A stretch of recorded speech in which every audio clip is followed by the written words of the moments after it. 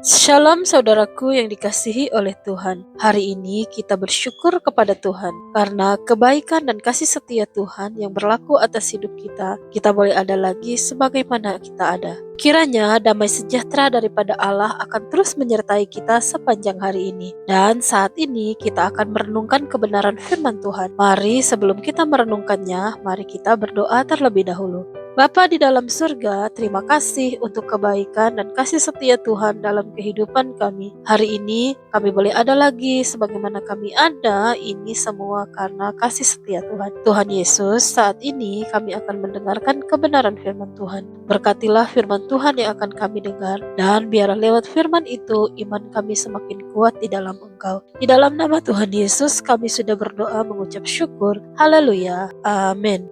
Saudaraku yang dikasihi oleh Tuhan, firman Tuhan hari ini diambil dari kitab Mazmur pasal yang ke-92 ayat yang ke-13 sampai ayat yang ke-16. Orang benar akan bertunas seperti pohon korma, akan tumbuh subur seperti pohon aras di Libanon. Mereka yang ditanam di bait Tuhan akan bertunas di pelataran Allah kita. Pada masa tua pun mereka masih berbuah, menjadi gemuk dan segar, untuk memberitakan bahwa Tuhan itu benar, bahwa Ia gunung batuku dan tidak ada kecurangan padanya. Saudaraku yang dikasihi oleh Tuhan, renungan firman Tuhan hari ini diberi judul Bertumbuh, Berbuah, dan Menjadi Kesaksian bagi Nama Tuhan.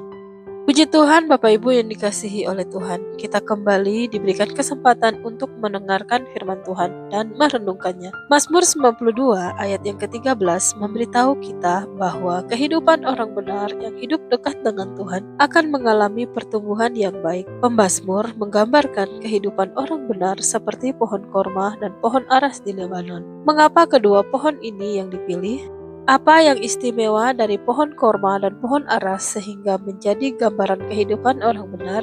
Tentu saja pemazmur tidak memilih kedua pohon ini secara kebetulan. Masing-masing memiliki karakteristik yang menggambarkan kehidupan orang yang hidup dekat dengan Tuhan. Mari kita lihat dan pelajari dari pohon korma terlebih dahulu.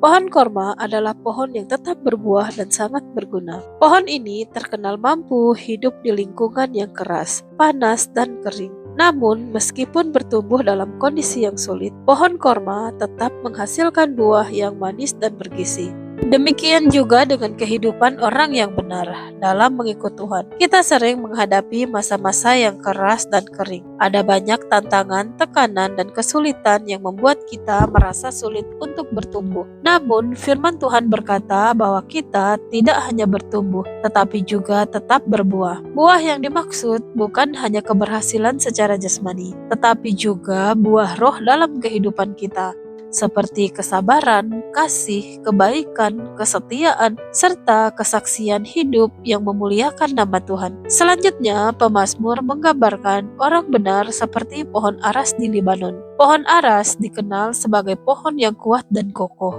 Pohon ini menjulang tinggi, memiliki akar yang dalam, dan kayunya sangat bernilai. Karena akarnya kuat, pohon aras mampu bertahan menghadapi angin dan badai.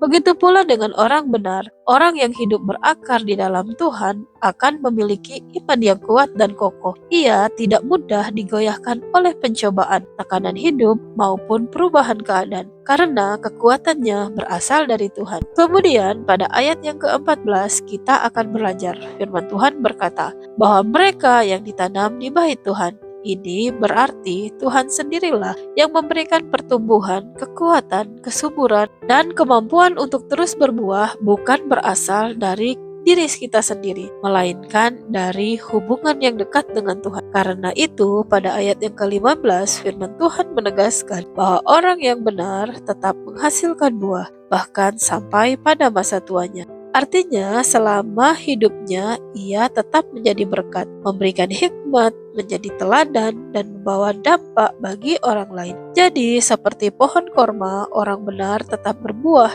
dalam setiap musim kehidupan, dan seperti pohon aras, orang benar tetap kuat menghadapi badai kehidupan. Semua itu terjadi karena ia ditanam di bait Allah dan hidup dekat dengan Tuhan. Mazmur 92 92 ayat yang ke-13 sampai ayat yang ke-15 mengajarkan kepada kita bahwa orang yang dekat dengan Tuhan bukan hanya mampu bertahan, tetapi juga bertumbuh semakin kuat dan terus menghasilkan buah yang memuliakan nama Tuhan.